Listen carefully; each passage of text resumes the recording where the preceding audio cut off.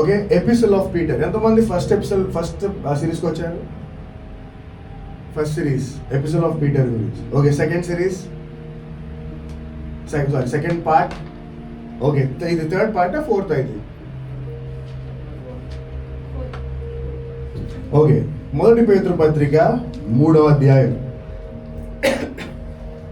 అందుకన్నా ముందు ఒకసారి స్క్రీన్ మీద చూస్తే, నెక్స్ట్ స్లైడ్. ఈ గ్రంథం రాసే టైంకి జరుగుతున్న ఒక సంఘటన. ఓకే, ఏంటంటే great fire in the Rome. ఎంతమందికి రోమ్ తెలుసు? Rome. Okay, so great fire in the Roman ఎంపైర్లో ఒక గొప్ప అగ్ని వచ్చింది. ఈ ప్రపంచంలో ఉన్న 5 గ్రేట్ డైనాసిటీస్లో మొదటిది ఈజిప్ట్. ఎంతమంది తెలుసు ఈజిప్ట్? ఎంతమంది ఈజిప్ట్ వెళ్ళారు? ఎంతమంది ఈజిప్ట్ వెళ్ళాలనుకుంటున్నారు ఈ సంవత్సరం trip? No. And the second one, మొత్తం అందరికన్నా అత్యంత భయంకరమైన రాజులు అందులో నుంచి వచ్చారు, ది అస్సిరియన్స్.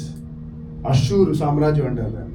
దాని తర్వాత ఇంకా వాళ్ళకన్నా క్రూరులు వచ్చారు, మూడవది బాబిలోనియన్స్. ఈరోజు ప్రపంచవ్యాప్తంగా మీకు తెలిసిన చాలా మంది సూపర్ స్టార్స్, సినిమా హీరోలు, హీరోయిన్లు, సెలబ్రిటీలు, బిజినెస్ మెన్, బిగ్ బడా కార్పొరేట్ కంపెనీస్ అన్ని ఆరాధన చేసే దేవుడు ఎవరు తెలుసా? ఈ బబులోను సామ్రాజ్యం చెందిన వాళ్ళే. వాళ్ళు బయటికి యేసుక్రీస్తు, బయటికి అల్లా, బయటికి బ్రహ్మ అని చెప్తారు కానీ బట్ వాళ్ళందరూ ఆరాధన చేసే దేవుళ్ళు అందరూ మోస్ట్లీ వచ్చింది ఈ బబులోను లీనేజ్ వచ్చిన వాళ్ళే. మీకు తర్వాత ఇన్ డీటెయిల్ మనం చెప్తాం. తర్వాత బబులోను తర్వాత వచ్చింది ఈ ప్రపంచంలో మునిపెన్నడూ లేనంత సూపర్ స్ట్రాంగ్ లీడర్. అసలు ఎవడి మాట వినని, ఎవడికి మాటకు తల వంచని లీడర్, ది గ్రేట్. మన స్కూల్లో చాలా చదువుకున్నాం, అలెగ్జాండర్ ది గ్రేట్. ఆయన ద్వారా వచ్చింది గ్రీక్ సామ్రాజ్యం. ఆయన వచ్చిన తర్వాత మొత్తం ప్రపంచాన్ని హెలనైజ్ చేశాడు. హెలనైజ్డ్ అంటే ఏంటంటే తన గ్రీక్ భాషను లేకపోతే గ్రీక్ అలవాట్లు మొత్తం అందరికీ పరిచయం చేశాడు. దాన్ని హెలనైజ్డ్ అంటారు. అంతటి మహారాజు ఒక దోమ కాటుకు చనిపోయాడు. మీకు తెలిసిన స్టోరీ, చిన్నప్పుడు చాలా చదువుకున్నాను. చనిపోయిన తర్వాత 2 చేతులు బయటికి పెట్టమన్నాడు. ఎందుకంటే ప్రపంచాన్ని జయించిన అలెగ్జాండర్ చనిపోయినప్పుడు ఏమీ తీసుకెళ్ళలేకపోయాడు. అలెగ్జాండర్ చనిపోయిన తర్వాత ఆ సామ్రాజ్యం ముక్కలైపోయింది. అదే కొన్ని పార్సీలుగా పర్షియన్స్, కొన్ని మీడియస్గా, మాదీలుగా అలాగా విడిపోయింది. ఆ తర్వాత వాళ్ళని తలదన్ని వచ్చిన సామ్రాజ్యమే రోమన్ సామ్రాజ్యం. ఈ రోమన్ సామ్రాజ్యంలో అప్పటికి తారీఖు ఎంత అంటే 64 AD.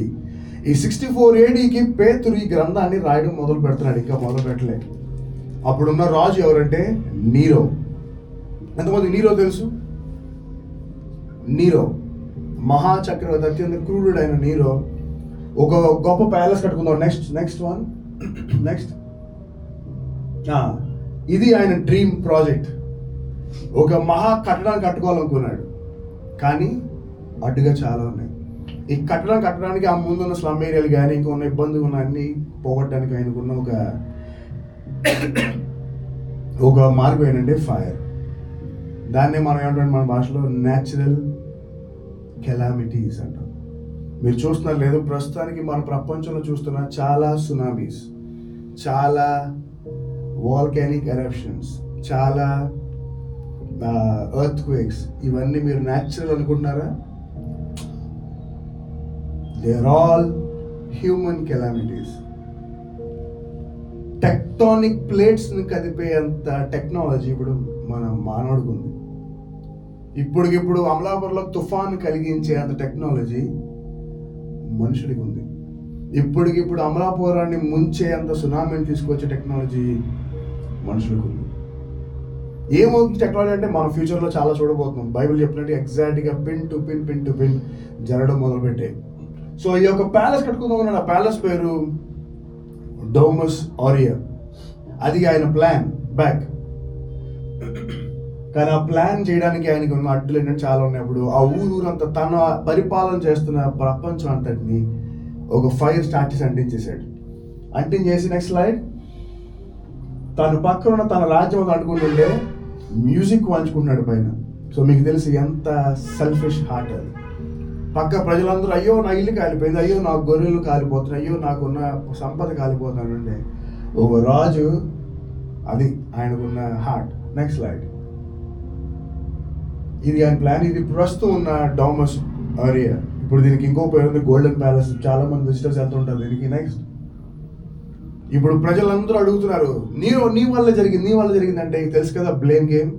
రాజకీయాల్లో అత్యంత కామన్ అది, ఈవెన్ మన క్లాస్లో కూడా కామన్. మరి ఎవరు అలా వేసారు, నేను కదా టీచర్ వీడే అని చెప్పడం మనకి ఇష్టం, బ్లేమ్ గేమ్.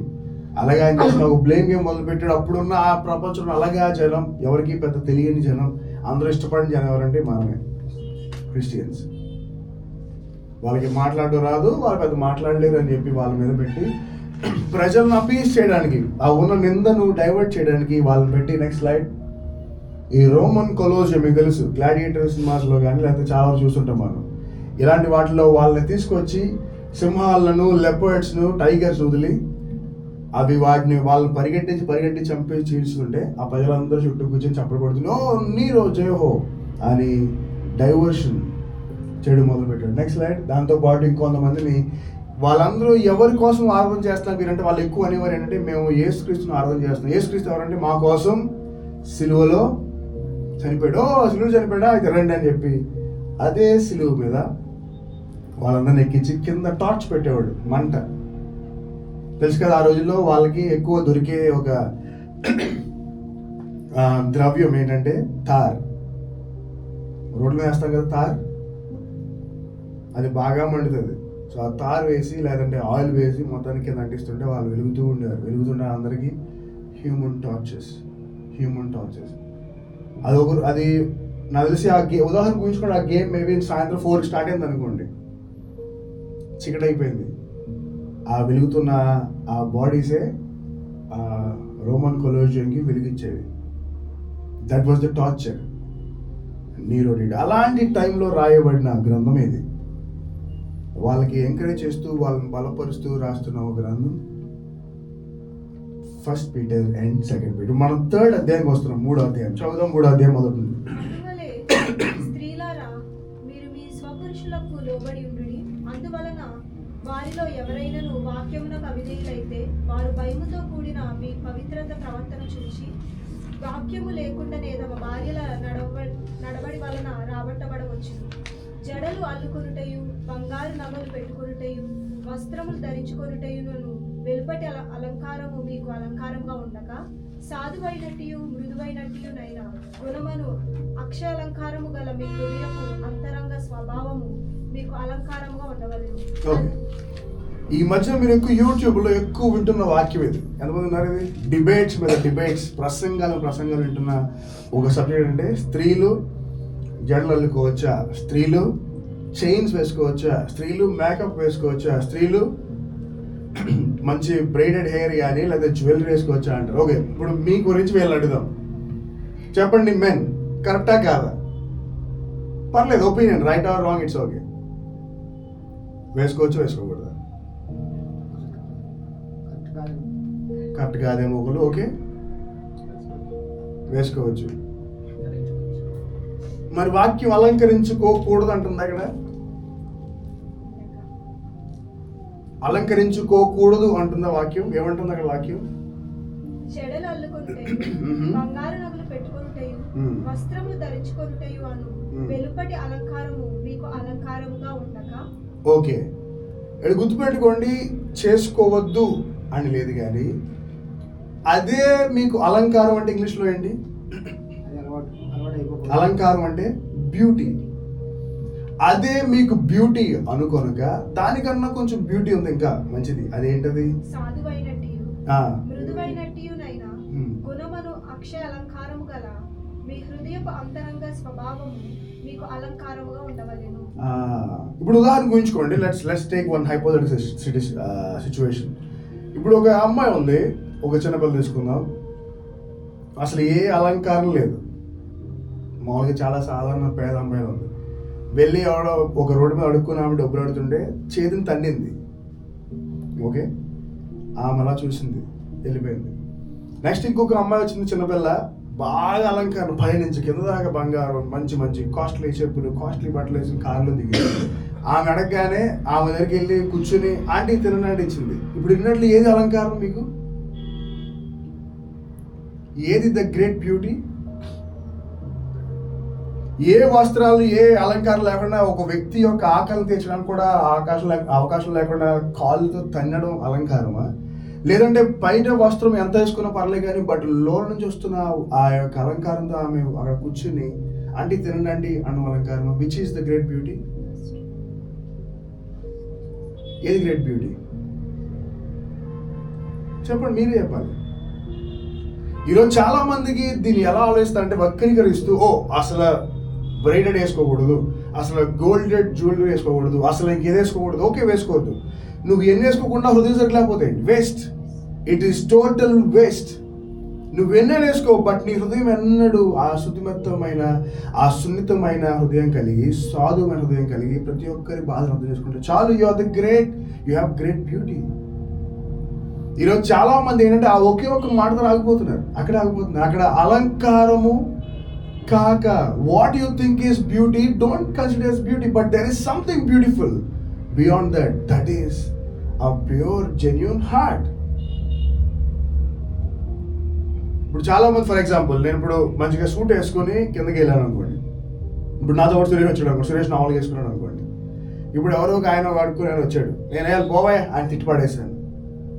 సురేష్ వెళ్ళి ఏమీ లేకుండా సురేష్ ఇచ్చాడు ఒక 100 రూపాయలు.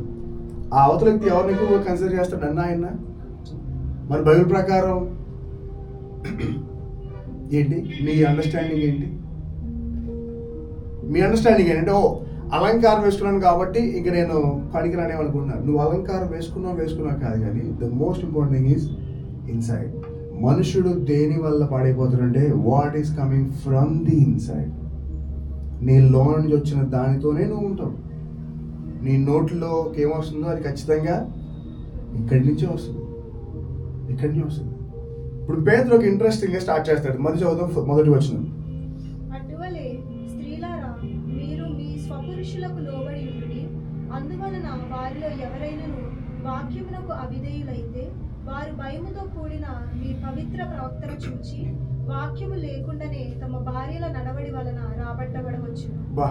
What a word it is. స్త్రీలారా మీ పురుషులకు లోబడి ఉండుడి. ఇది మనం చర్చిల్లో లేదా ముఖ్యంగా పెళ్ళిలో ఎక్కువ వినేమాట. ఇప్పుడు మీరు చెప్పండి, వాట్ ఈస్ సబ్మిసివ్? మీరు చెప్పండి, వాట్ ఈస్ ఒబీడియన్స్? నేను మీకు ఒక మాట చెప్తాను, జరిగిన సంఘటన ఇది. What is obedience? అమ్మాయి వెళ్ళరా నువ్వు, ఇప్పుడు ఫర్ ఎగ్జాంపుల్ హస్బెండ్ అంటే అమ్మాయి వెళ్ళరా నువ్వు వచ్చేటి నాకు అనవండు వండేసింది. That is obedience. కరెక్టేనా? నా బట్టలు ఉతికే ఒబీడియన్స్. నువ్వు రేపు చర్చికి వెళ్ళొద్దు, చర్చికి వెళ్ళిపోయింది ఆమె. ఒబీడియన్స్? ఆమె ఆస్కింగ్ రియల్ క్వశ్చన్స్. చర్చికి వెళ్ళొద్దు అంటున్నాడు హస్బెండ్, కానీ ఆమె వెళ్ళిపోయింది. ఒబీడియన్స్? చెప్పండి, ఈజ్ దట్ ఒబీడియన్స్? స్త్రీకి హెడ్ ఎవరు? దేవుడా పురుషుడా? మళ్ళీ అడుగుతాను, స్త్రీకి హెడ్ ఎవరు? పురుషుడికి పైన. ఇప్పుడు ఆ పురుషుడు అంటున్నాడు don't go to the church. Real question, ఇప్పుడు ఆ స్త్రీ వెళ్ళాలా వెళ్ళకూడదా?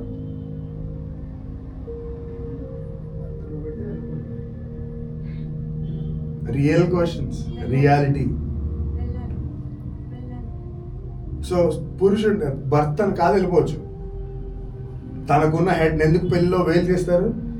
నీ తల పైనున్న నీ క్రౌన్కి ఉన్న అధికారి ఎవరంటే పురుషుడు. అందుకే దే రిమూవ్ ద వేల్. చెప్పండి, ఇప్పుడు బెంగళూరులో మా పాస్టర్ వైఫ్ దగ్గరకు వచ్చిన ఒక సిచ్యువేషన్ ఇది. ఒక ఆమె ఫోన్ చేసింది, ఆమె కొంచెం పల్లెటూరు నుంచి. పాస్టర్ గారు, మా హస్బెండ్ నన్ను వెళ్ళొద్దు అంటున్నాడు, నేను వెళ్ళకూడదా? ఒకసారి వెళ్ళిపోయాను, ఇంట్లో చాలా గొడవ అయింది, కొట్టేది దాకా వచ్చేసాడు.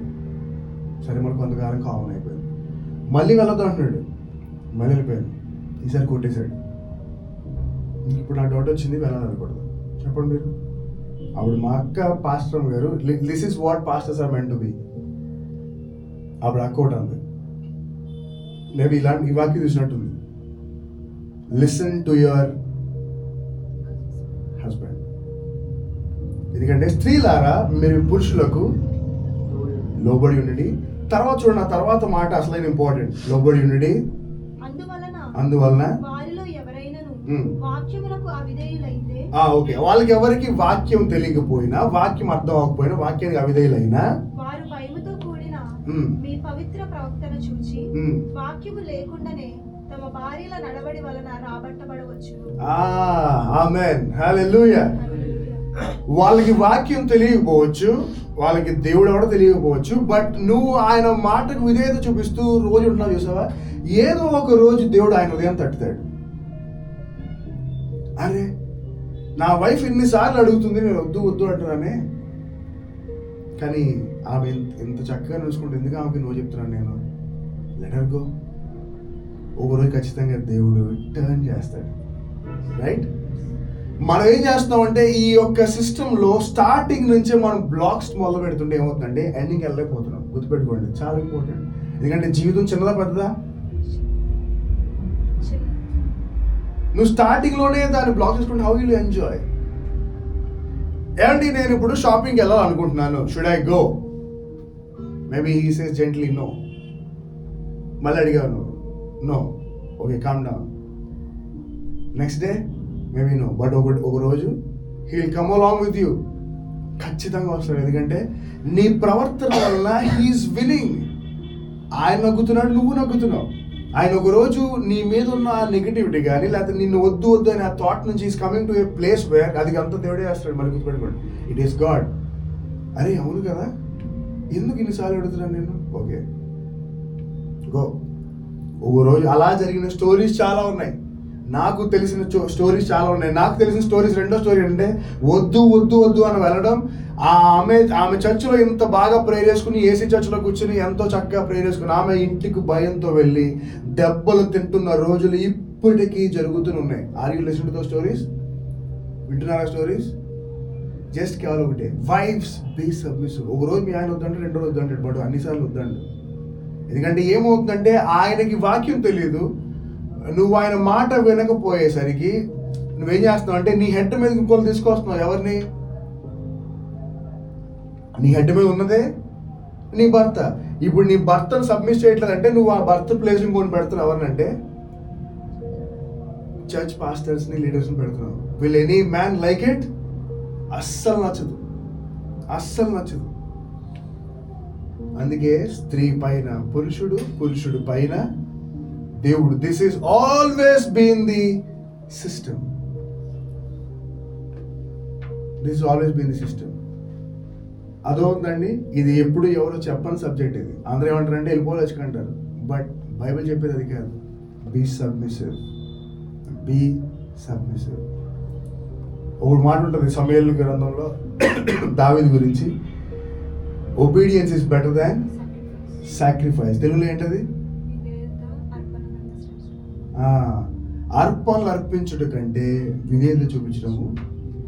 ఈరోజు చాలా మంది ఫీలింగ్ చేస్తారంటే జస్ట్ స్టార్టింగ్లో విధేయత చూపించకపోవడం వల్ల ఏమవుతుందంటే వాళ్ళు లాస్ట్కి సాక్రిఫైస్ చేస్తున్నారు. ఏంటి తెలుసు వాళ్ళు సాక్రిఫైస్ అది? వాళ్ళ ప్రాణం, వాళ్ళ యొక్క మనశ్శాంతి, వాళ్ళ ఇంటిలో సమాధానం, వాళ్ళ దేహాలు సాక్రిఫైస్ చేస్తున్నారు. ప్రతిరోజు దెబ్బలు తింటూ, ప్రతిరోజు బెల్ట్తో కొట్టించుకుంటూ, ప్రతిరోజు హింస పడుతున్నారు. కేవలం ఏంటంటే you are not obedient at the start.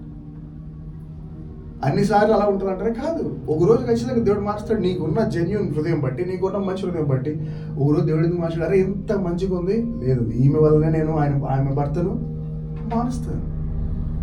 మనం ఇంకా ప్రాసెస్ స్టార్ట్ అవ్వకముందే మనం తీసుకునే డెసిషన్ వల్ల ఏమవుతుందంటే ఆమె ప్రతిరోజు విధేయత చూపించకపోవడం వల్ల దెబ్బలు మీద దెబ్బలు మీద దెబ్బలు తింటూనే ఉంది. నాకు తెలిసిన స్టోరీస్ చాలా జరుగుతున్నాయి. ఓ రోజు మీటింగ్లో మీటింగ్ ఎందుకు వచ్చావని హస్బెండ్ తాగేసి వచ్చి లాక్కెళ్ళిపోయాడు మీటింగ్ మధ్యలో. ఆమె ఎంత ఎంబారసింగ్ ఉంటుంది ఆమెకు. అందరి ముందు తలదించుకుని ఇలా కప్పుకొని వెళ్ళిపోతుంది. పదవయ్యా అంటే ఎక్కడికి వెళ్ళిపోయింది తెలుసు కదా, మీకు తాగిన అలా మాట్లాడతారు. పాస్టర్ని తిడుతూ, వాళ్ళని తిడుతూ, వీళ్ళని తిడుతూ తీసుకెళ్తే ఆమె ఇంట్లో ప్రశాంత్ కొట్టుకుంటుంది. అదే నైట్ ఖచ్చితంగా కొట్టేవాడు ఆయన. నేను ఎవరిదని చెప్పాను, ఎందుకు వెళ్ళావు నువ్వు? Wives be submissive. ఆ తర్వాత రెండో వచనం, అందువలన వారిలో ఎవరైనను వాక్యమునకు అవిధేయులైతే వారు భయముతో కూడిన మీ పవిత్ర ప్రవక్తను చూచి వాక్యము లేకుండానే తమ భార్యల నడవడి వలన రాబట్టబడవచ్చు.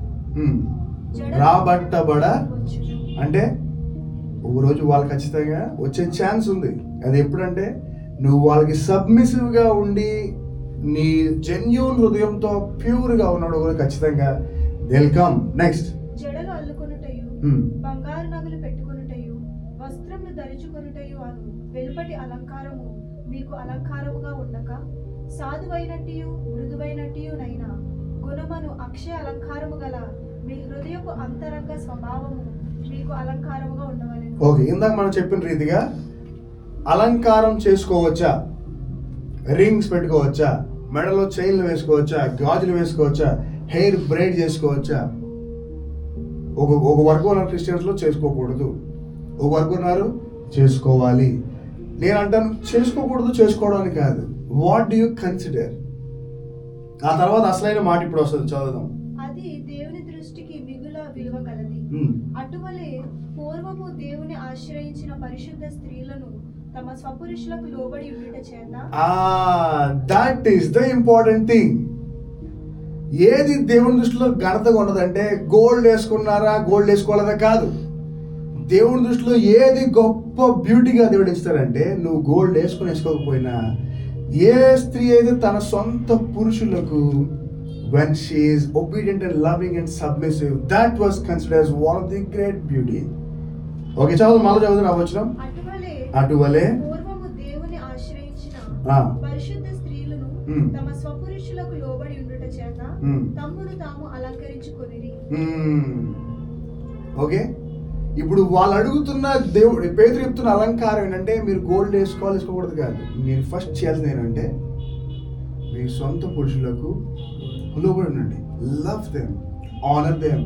అది మీరు వేసుకునే అత్యంత గ్రేటెస్ట్ బ్యూటీ.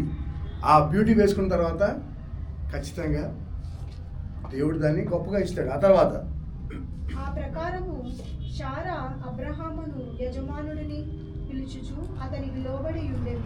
మీరు యోగ్యముగా నడుచుకోవచ్చు, ఏ భయమునకు వదనమై ఉన్న ఎడల ఆమెకు పిల్లలగుదురు. అటువలనే పురుషులారా. చాలు. సో ఇక్కడతో మనకి ఒక పార్ట్ అయిపోయింది. ఎవరంటే అది ఇటు పార్ట్. ఇప్పుడు ఇటు వస్తున్నాం. ఇది అసలు ఇంపార్టెంట్.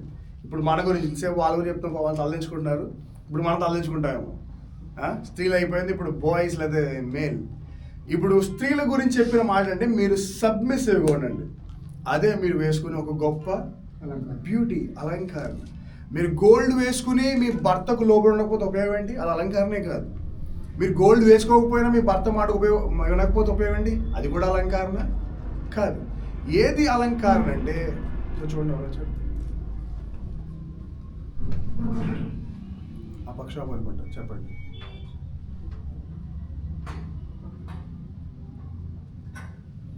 ఓకే, సో మీరు వేసుకుని మాట వినకపోయినా అది అలంకరణ కాదు, వేసుకోకుండా మాట వినకపోయినా అలంకరణ కాదు.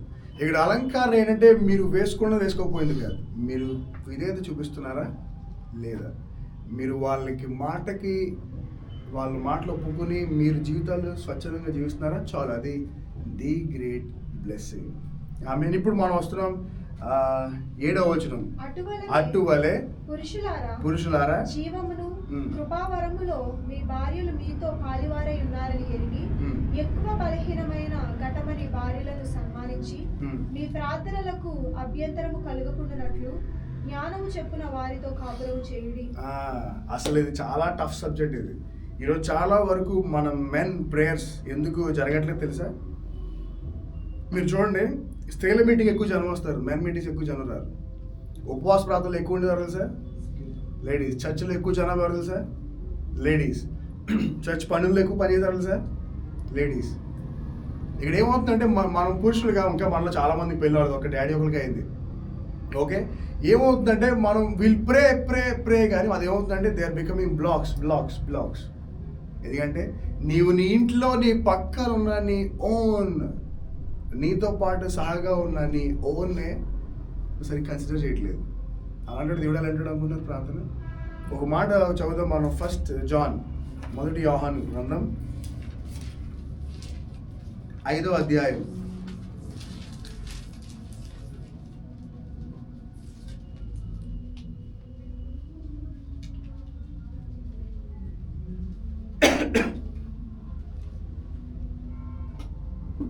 5వ అధ్యాయం 13వ వచనం 13-14 వచనాలు. దేవుని కుమారుని నామమందు విశ్వాసముంచి మీరు నిశ్చయంగా వారని తెలుసుకున్నట్లు నేను ఈ సంగతులను మీకు రాయిచున్నాను.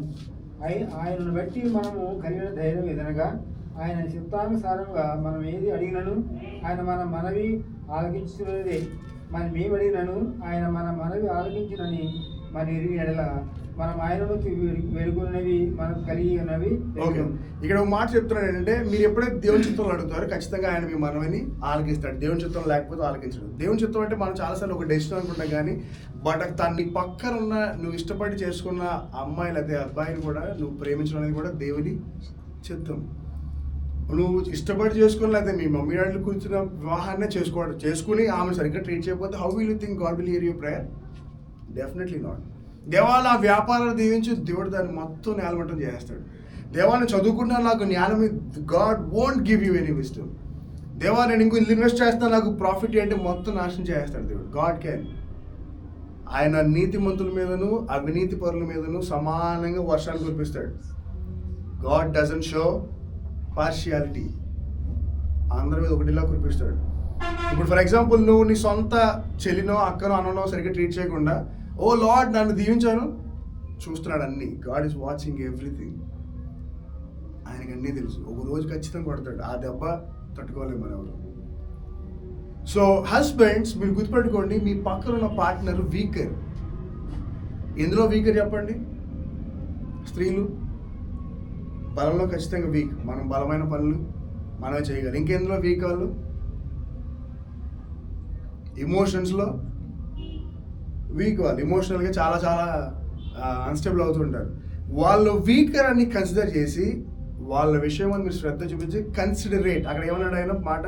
పురుషులారా అటువలనే పురుషులారా జీవమును కృపావరములో మీ భార్యలు మీతో పాలివారై ఉన్నారని ఎరిగి ఎక్కువ బలహీనమైన ఘటమని భార్యను సన్మానించి మీ ప్రార్థనలకు అభ్యంతరము కలుగకుండానట్లు జ్ఞానము చెప్పున వారితో కాపురం చేయండి.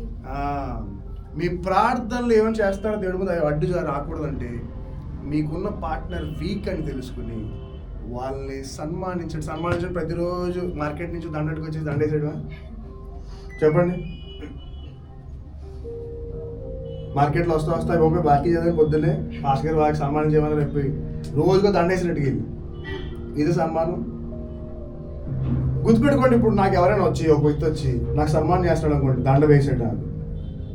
ఓకే, దండ వేసి సాల్లావయ్య నీకని వెళ్ళిపోయాడు. ఇంకొక ఆయన వచ్చి నేను దండ వేయలేనండి కానీ మీరు చేసిన దానికి థ్యాంక్ యూ అన్నాడు. ఈయనట్లు ఏది గొప్ప సన్మానం? అది అక్కడ అని మాట్లాడేది. మీ తల్లిదండ్రులను సన్మానించడం ఉంటుంది వాక్యంలో. అంటే ఏంటి? ప్రతిరోజు అమ్మా నాన్న రండి అని చెప్పి ఫోటోగ్రాఫ్ పిలిచి రోజు దండలేసేయండి. ఇదే సన్మానం? Daddy thank you, mummy thank you, ఇది ఉందో మీదే. That's the true honouring, right? Husbands మీ పక్కన ఉన్న పార్ట్నర్ వీక్ అని కన్సిడర్ చేసి వాళ్ళ ఇందులో వీక్, వాళ్ళ బలంలో వీక్, వాళ్ళు కొనుక్కున్నట్లో వీక్, వాళ్ళు మేబీ మీలాగా మనలా కొన్నిసార్లు ప్రవర్తించలేకపోవచ్చు, మనలా కొన్నిసార్లు చేయలేకపోవచ్చు. వీక్ కన్సిడర్ చేసి వాళ్ళని సన్మానించండి. అప్పుడు మీ ప్రార్థనలు ఏవి కూడా వృధా పోవు. ఈరోజు చాలా వరకు మన ప్రేయర్స్ ఆగిపోవడానికి కారణం ఏంటి? ఇదే. మన పక్క వాళ్ళు ఎవరు, ఇది కేవలం హస్బెండ్స్ వైఫ్ అనే కాదు, ఒక ఫ్రెండ్గా, ఒక క్రిస్టియన్గా, ఒక అన్నగా, ఒక తమ్ముడుగా, ఒక అక్కగా నువ్వు నేను చేస్తున్న ప్రేయర్స్కి ఎందుకు ఆటంకం అవుతుందంటే మన పక్క వాళ్ళని మనం కన్సిడర్ చేయడం లేదు. దేవా నాకు నా ఫ్రెండ్కి రేపు ఎగ్జామ్ ఉంది, నేను పాస్ అయిపోవాలి, ఫెయిల్ అయిపోవాలి. ఎప్పుడైనా చేశారు ఆ ప్రేయర్ అలాగా? ఒక ఫన్నీ సంఘటన జరిగింది, అది పేరు చెప్పను కానీ ఆ అమ్మాయి వచ్చింది. 7th క్లాస్లో నా ఫ్రెండ్ ఒక ఆమె, నేను ముగ్గురు ఉంటాం, నేను ఆ అమ్మాయి ఇంకొకడు. మీరు తెలుసు కదా అప్పుడు ఆల్ ఇన్ వన్ ఉండేది. ఆల్ ఇన్ వన్ ఎంత పెద్ద ఉండేది అది బుక్ మా చిన్నప్పుడు. ఇంకా చాలా బైబిల్ కానీ చాలా లావుగా ఉంటుంది. ఈ ఆల్ ఇన్ వన్లో ఒక చదువుతున్నా తిప్పుతున్నాం, పేజెస్ ఎగ్జామ్ వస్తున్నాయని సడన్గా లెటర్ కనపడింది. ఎంత లెటర్, మేబీ ఎంత లెటర్. ఈ లెటర్లో ఏముందంటే పైన, ఓ దేవా మాకు ఎగ్జామ్స్ వస్తున్నాయి, నా పేరు స్పర్జన్, ఇంకోటి పేరు పేరు చెప్తే మళ్ళీ వినేస్తున్నారు మళ్ళీ వద్దులే, ఇక్కడ పేరు సో ఆ అమ్మాయి పేరు. అప్పుడు ఆ అమ్మాయి రాసిన లెటర్, ప్రభువా ఎగ్జామ్స్ వస్తున్నాయి, స్పర్జన్కి నాకన్నా తక్కువ రావాలి మార్క్స్, నా ఫ్రెండ్ నుండి సార్ ఇంకొకడు వాడికి అమ్మాయి కన్నా ఎక్కువ రావాలి, ఇది నువ్వు చేయాలి. ఓకే, అర్థమైందా మీకు ప్లాట్? నాకు అమ్మాయి కన్నా తక్కువ రావాలి, మా ఫ్రెండ్కి అమ్మాయి కన్నా ఎక్కువ రావాలి. సో ఫస్ట్ ఆడు, సెకండ్ అమ్మాయి, థర్డ్ నాకు రావాలి రాసింది. చదువుకుని తగ్గ నవ్వుకున్నాం. సరే పెట్టాం, ఎగ్జామ్స్ రిజల్ట్స్ వస్తే తెలిసే రిజల్ట్స్ ఏంటో ఫస్ట్ నేను, సెకండ్ ఆడు, థర్డ్ అమ్మాయి. Okay, so how do you consider? ఎలా కన్సిడర్ చేస్తున్నారు మీరు? ఓ నేను బాగుంటే చాలా అనుకుంటారు. లేదు, నీతో పాటు ఉన్న అందరు కూడా దీవించబడాలి. అందుకే లవ్ యువర్, చాలా కష్టం తెలుసు అది, లవ్ యువర్ నైబర్. ఎందుకంటే మనకే తెలుసు ఎదురింట్లో ఉన్న అంకులు ఎలా ఉంటారు మనతో, పక్కింట్లో ఉన్న ఆంటీ వాళ్ళు మనకు తెలుసు, మనకే బాగా తెలుసు. అందుకనే దేవుడు ముందుగానే రాశాడు, నాకు తెలిసి ఎవ్వరు సరిగ్గా ఫాలోవర్. అందుకే లవ్ యువర్ నైబర్, అదొక్కటి చాలు, ఇంకేం చేయవసరం లేదు. చాలా కష్టం అది. Husbands, love your wives, consider them. వాళ్ళు వీక్, వాళ్ళు పెద్ద స్ట్రాంగ్ ఏం కాదు, వీక్. వాళ్ళు ఉండాల్సిన వాటిల్లో స్ట్రాంగ్ ఉంటారు, ఉండాల్సిన వాటిలో వీక్ ఉంటారు. కానీ మీరు వాళ్ళని కన్సిడర్ చేసినప్పుడు మీరు చేసే ఏ ప్రార్థన, నువ్వు వ్యాపారం కోసం చేస్తున్నావా, ఆరోగ్యం కోసం చేస్తున్నావా, లేకపోతే వైద్యం కోసం, వృద్ధి కోసం, లేదా అభివృద్ధి కోసం చేస్తున్నావా, దాన్ని దేవుడు ఎప్పుడు అప్పుడు నువ్వు అది చేయట్లేదు కాబట్టి నీ ప్రార్థనలు ఏమవుతాయంటే ఆగిపోతున్నాయి. ఎంతకాలం ఉపవాస ప్రార్థన చేస్తున్నాను దేవా, నేను ఎందుకు ఆగిపోతున్నాయంటే ఎక్కడో చిన్న లూప్ హోల్ ఉంది, ఎక్కడో చిన్న లూప్ హోల్ ఉంది. ఆ తర్వాత 8వ వచనం, తుదకు వీరందరూ ఏకమనసులై ఎవరి ఒక్క స్వభావనందు ఒకరు పాల్పడి సహోదర ప్రాణం గల వారును కరుణాచిత్తులను వినయ మనసుకులై ఉండేది. ఆశీర్వాదమునకు వారసులకు మీరు పిలువబడింది కనుక కీడుకు ప్రతి కీడును, దోషులకు ప్రతి దోషణను చేయక దీవించుడి.